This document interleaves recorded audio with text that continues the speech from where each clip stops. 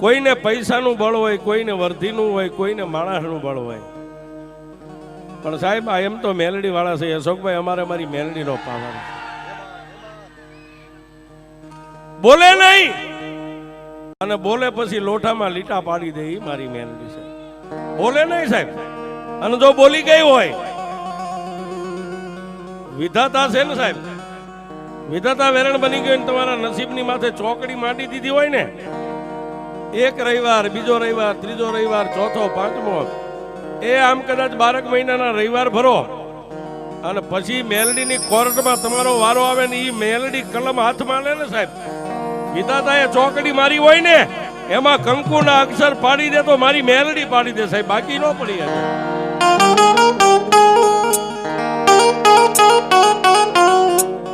વાતો કરવા બેસીએ સાહેબ,